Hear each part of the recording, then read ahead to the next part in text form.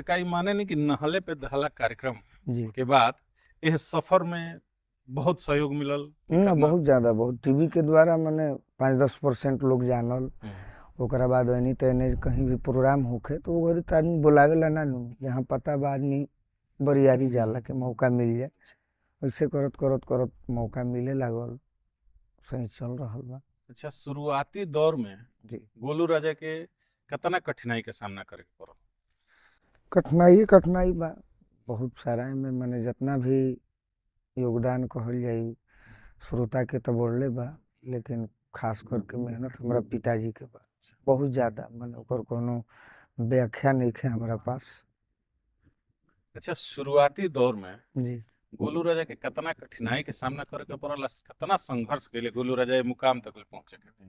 देखी, कठिनाई तो आज भी बा, ऐसा बात नहीं है। कठिनाई रहल जौन बचपन बीतल, बचपन के बाद जब आगे बढ़नी तो कठिनाई कठिनाई, शारीरिक से लेके समय के लेके औकात के लेके सब चीज में कठिनाई रहल जी, बहुत ज्यादा, ओकर कोनो गिनती नहीं है जी।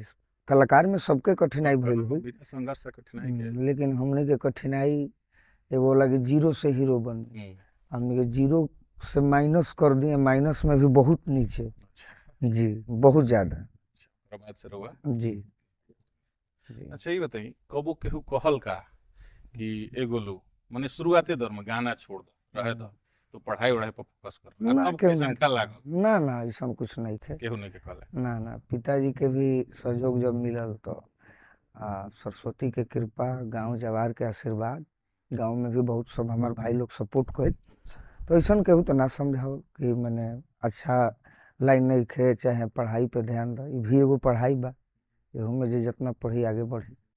अच्छा, जब पहला गाना हिट होई जी तो एगो होला कि आसपास के लोग होला, अपन घर परिवार लोग के रिएक्शन कैसन का रहे? ये गाना हिट पहला जब एल्बम आई तो वो उतना, जबकि ओकरा खातिर मैंने बहुत सारा मेहनत भइल, लेकिन ओकरी हमनी के आइडिया ना रहे। आ वो घरी खेसारी लाल जी, पवन सिंह जी, कल्लू जी, तीने गो गायक पिक पर रहलन। अच्छा।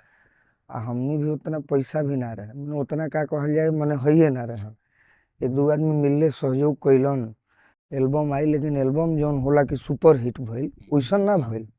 लेकिन भगवान के रहते फिर जब यूट्यूब के दौर आयल तो बहुत सारा गाना जब बाजे लागल, फिर प्रोग्राम बढ़े लागल, तो सबके रिएक्शन अच्छा रहा। शुरुआत में तो ये कहला कि मैंने गाना तो कोनो ऐसा नहीं खे चाहे तो तनी मनी लागे, लेकिन जब धीरे धीरे यूट्यूब, इंस्टाग्राम, फेसबुक ही सब आई तो हमें बहुत सारा गाना हमारे वायरल। अच्छा, ये बताइए कई बार मंच पर जी हम देखें मैंने हमारे थी बा कि कलाकार लोग आपस में वाद विवाद करत करत वैसन लगे कि लोग झगड़त है, जी। तो ऐसा कोनो अनुभव बा कि भाई ऐसा काहे होला? काई ना ना ई ऐसा, होला कि पब्लिक के एथी करे ना ना के? ऐसा में होला, हाँ। कारण का बा कि देखी हमारा संगे अगर जब रुआ यूट्यूब देखले होकर तो हमारा संग का बा कि शुरू से ही हम बहुत चीज बर्दाश्त ना कर सके, जैसे गीत संगीत बा, तो गीत संगीत हम जब सुनले बानी वो आज सुन के हम प्रयोग करतानी, तो हम चाहने कि जे हमारा संगे बा उहो ऐसा प्रयास करे। ठीक बा, श्रोता तो कुछो सुनिए, पैसा दे दिए, कमिटी दे दी, लेकिन हमारे एगो सोच है कि ना जहाँ हम गइल बानी ओइजा से कुछ अच्छा करके जाए, ताकि कहे कि ना फलाना कलाकार आई रहन बाकी गुल्लू राजा अच्छा कैलन प्रोग्राम, तो उस सब में हो जाला। ऐसा को नहीं है कि श्रोता के बेवकूफ़ बनावे खातिर ना होला। उनमें कुछ लड़की लोग बाड़ी जे उनका समझ ना आवे भोजपुरी के कुछ ऐसा भाषा बा, दुअर्थी भी बा, चाहे बहुत ठेठ भाषा बा, तो उनमें विवाद के रूप लेला, और कोनो बात नहीं। अच्छा, आज तक लोग बहुत कार्यक्रम करनी ओकर गिनती तो नहीं ना कही जा सकेला, तो कोनो कार्यक्रम में गइल बनी जना कार्यक्रम के आयोजक संगे वाद विवाद हो गइल होके कि ना हो तू तो ऐसन का कहला रहला, ऐसन का करता? ना कभी ना, कभी ना। कभी ना। माने आयोजक प्रशंसनीय बा लोग ना सब। जी जी, पर्सन माने बहुत ही ज्यादा व्यवहार से भी, ऐसे कि जे भी आयोजक बा वो फोन द्वारा ना प्रोग्राम हमारे करे, हम कहे लगे रौरा आए, माने ऐसे फेस कि टू फेस हाँ आके। फेस टू फेस मिली, विश्वास हो जाई, ओकरा बाद रौरा के जब हम सम्मान दे बोला के, तब वही हमारा सम्मान मिली। जी, आज तो कभी नहीं खे भैया, उम्मीद बा कि आगे भी ना होला।